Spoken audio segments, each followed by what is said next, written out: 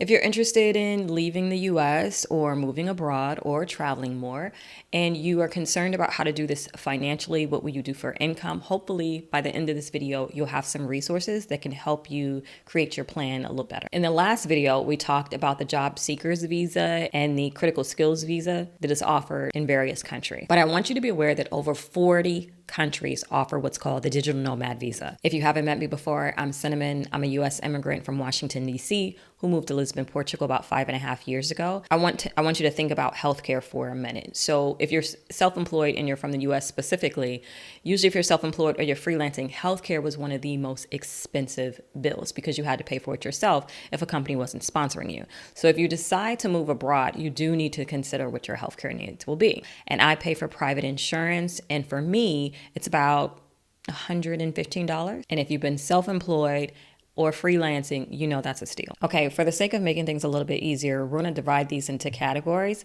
and you're gonna have your remote jobs, your freelancing, entrepreneurship, and entrepreneurship. So for your remote jobs, this is gonna be a situation where you are employed by a company, but you are able to work anywhere in the world. This can be from a US company, or this can be from countries outside of the US. Freelancing is meaning you're going to have your clients and you're going to work with your clients. You get to choose your clients. Entrepreneurship is going to be for those of you who are interested in starting your own business and you have been for a while, you just haven't jumped out there yet. We'll give you some tips for that. And then entrepreneurship for my fellow self-employed people, how that's going to work if you are having a life abroad. Again, in the last video, we talked about job seekers visas and the skilled workers visa, and we spent a little time on remote work. But just a reminder of some websites that specifically have jobs listed that are remotely. Do not forget about LinkedIn Global, remote.co, and of course, we work remotely. These are going to be some of your best options. You also have Indeed Worldwide. These are going to be some of your best options to find listings of companies that hire remotely. And remember, if you're interested in applying for work outside of the US, most companies are going to request that you have a LinkedIn profile. You want to look for companies that are fully remote. As you know, because of the global shutdown, many companies initially had remote policies, and now they're asking people to return back to the physical office. So it helps to focus on companies that were always remote or have repeatedly operated in remote settings. Next, we have freelancing. And freelancing is great because you get to choose your customers. You get to choose who you want to work with, and it's probably one of the more flexible options. But the bad side, you are responsible for getting your work and dealing with all the business that's behind it. And that can work for some people. You want to make sure that you avoid the common pitfalls of the feast and famine cycle. Usually when you're freelancing, you'll do all this marketing in the beginning so that you can get clients. And then while you're working on the work for the clients, you're not marketing anymore. So then once you're finished your project with your clients, you'll realize you don't have a pipeline of more people to come in and fill the shoes of the clients that you've already graduated out of your program or already completed their work. So you go back to marketing and you do this back and forth. It's one of the biggest issues with freelancing. And not to deter you from freelancing, I'm just going to recommend that you probably put some things in place so that you can do it successfully. So one of the things you want to consider doing is marketing automatically. What does that look like? When you have your ideal client, if you really hone in on who your ideal client is, you'll be able to understand what their problems and what their issues are for them to call someone like you, someone like your business. So when people are looking to have their problem solved, there are certain keywords that they are typing into Google or into other search engines to get their problem solved. And so you want to make sure that you know those key terms so that you can create content showing how your product or service solves that problem. So for example, if I wanted to market my digital marketing services specifically to insurance agents, I would create content saying 10 ways insurance brokers can attract more high value customers. So no one else would be searching for that information other than an insurance agent. So that increases my odds of me actually finding the customer that I'm interested in working with. Producing that content consistently, whether it's in video or whether it's in written format, your content will start to get crawled and searched so that people looking for those problems can find you as a solution. If you have no information online about your product or service, it's going to be harder for people to find you. So make it easy. So you're going to title your content and the problem or solution that you provide that specific niche. And I want you to think about your content, again, whether it's written in video format, I'm going to recommend video. These are your 24-hour, 7 days a week salespeople. Have to put a call to action, whether it's scheduling an appointment or whether it's contacting you on your website, a free assessment, whatever your call to action is. So you have these forms of media that's going to work to bring customer awareness to you. Once they see the media, they come back to your website or whatever you're using to capture your potential prospects or clients. And you can use services like Zapier or Make.com or any type of automation software to help you create what's so important in freelancing is a pipeline. So as more and more people start to learn about you, there's a constant flow of potential customers. Also, as you're freelancing, you want to remember about digital products that you could potentially sell to your customers that will complement the service that you're providing for them. So let's say you're a website designer and you're designing the website. Having a website doesn't matter, right? They have to actually show up in search. And so you can provide a digital service or a series of videos that will show your client how to start to search optimize the website that you just created for them. So when you're freelancing, I really want you to think about what is the service that I'm offering, also provide that will complement that. Don't think you have to do everything. You want to grow your network of other service providers that could potentially help you provide a wonderful service to your potential clients. So this is for my entrepreneurs. So let's say you wanted to start a business, but you just haven't quite leaped out there. You have a side hustle and you're interested in kind of potentially turning that into a real business. I want you to think about the skills that you already have that you can solve problems for people. And the problems and the skills have to be, especially going into this economy, important enough that people want to pay money to have the problem solved. This can be difficult because just because you have a business idea doesn't necessarily mean that it's going to bring in money or that the audience would want to pay for it. It may not be a big enough issue for them to want to put money to solve the problem. So when you're doing your brainstorm as the skills that you possess and what you're interested in doing, really take yourself out of the equation, because particularly if people are in different situations, they may say, oh, I got to make money, instead of how can I help someone or how can I help the person who could potentially pay me? And if you take the approach that way, you're usually able to find something more viable. So if you have a crafting business, at some point, if people's discretionary income money changes, naturally, it's going to change the sales of your crafting business. So you want to think about what problems based on your education and your experience that you can solve for people so that even in a bad economy, you can still make a way. So for example, many of you know my background, I have a digital marketing company and I had moved into the AI space. I didn't know anything about AI and I spent the last 2 years with my head in the books trying to learn everything I possibly could. But there's a part of learning that you actually have to implement what you've learned. I didn't want to test this out and it not work, and I'm doing it with a client who's paying me. And so for my friends who are business owners, I started to reach out and started to automate portions of their business. In exchange for that, I started to develop the confidence and knew that I know how to tackle certain issues because I had the experience in it. And now I can approach larger companies to provide a viable solution.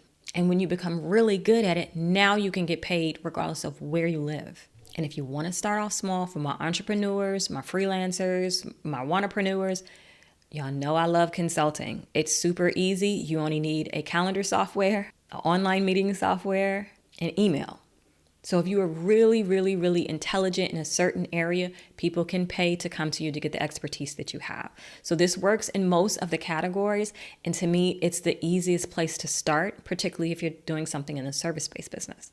So if you're an entrepreneur, the idea is to keep your expenses low while you're exploring your possibilities. But don't forget about your circle and how you can practice what you're learning or your techniques or your business with the people that are around you.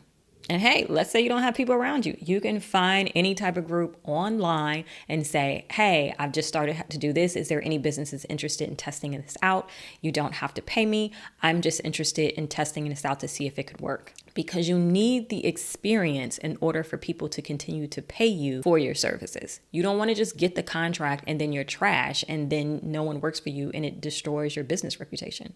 As a wantrepreneur, your only goal is to close sales. It does not matter what your website looks like. It does not matter what your business card looks like. It doesn't matter about any of those things. And you can spend time focusing on those things because it feels like work and it will stress you out and it will take up a lot of your time.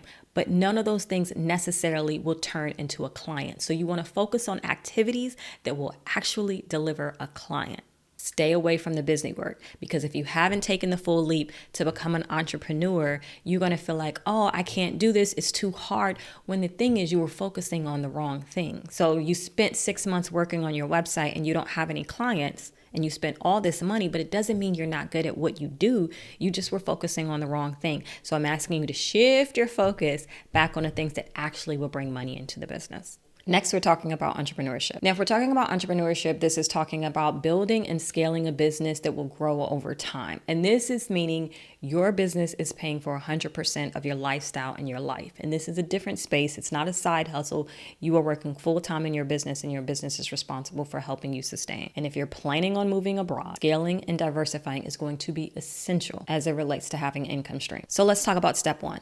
Step one is build a solid client base before you leave. Please do it before you leave. When you go to another country, there's going to be so many other things that you're going to be responsible for, from staying legal to figuring out finding apartments, doing the whole nine. The last thing you want to worry about is, how am I going to drum up customers in a country that is foreign to me? Now, ways you can do this is you can identify 10 companies that you would want to work with. And basically you pitch your marketing and your service. And the reason why I say it's 10, because this is how you're going to create a very customized solution for that particular client.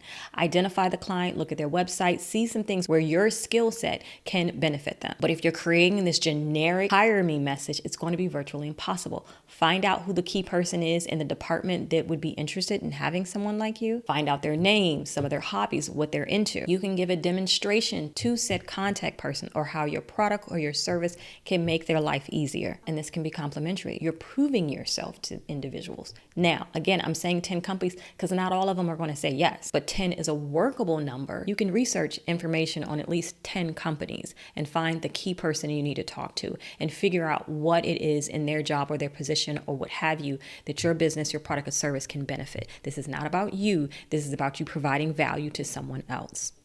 Targeting on 10 people will help you create personalized outreach to these companies or individuals. You want to research their pain points so that when you are creating your solution, it's going to obviously help because you research what their pain points are. Next is diversify your income. So if you have a main position or a main job, there's a variety of other ways that you can give your expertise in such a way that can bring in additional money for your business. You can do online workshops. Y'all know I love me an online workshop. You can do consulting, digital products. You can partner with other corporations or service providers that can provide an ancillary type of service to your client. So let's just put that in context. So let's say you're a landscaper, right? And if you're a landscaper, your job is to provide lawn care for, let's say, individuals who are located in Washington, D.C. But your expertise and skills can be applied to people who live all across the world. You can also add workshops. And let's say you want commercial contractors, then you can do workshop for building managers so they can learn how to find appropriate landscape service providers, how to find or what to look for building managers when they're looking for a landscaping company to manage the grounds. Let's say there's homeowners that are interested in having gardens, personal gardens in their backyard. You can do workshops on that. You can provide consulting or digital products that help these individuals who live all across the world. With your expertise, you can still give them digital products that can be additional revenue streams for the company you already have. You can do affiliate marketing or sponsorship marketing. So if you're a landscaper, there's probably some products that you use constantly. And when people come to you for information, they want to know the products you use. So then you can feel confident in what you're giving them because this is stuff that you use in your business every day. You can contact the companies and ask for sponsorship. There's a variety of ways that you can add to your current business. They can be in the digital format and it can give you additional streams of income for your major business. And step 3 is to partner with complementary businesses. So that once your customer is done working with you, you can provide a complementary service that is going to another business. Think about what other services does your client need to be the best that they want to be. So let's say you're an estate planning attorney and you are focusing on developing plans for individuals with enough assets that would require them to need an estate. But in a lot of cases, they may not have a full financial plan or a stockbroker or any of those other investment types of professionals. And you can refer them to a complimentary service of a financial planner.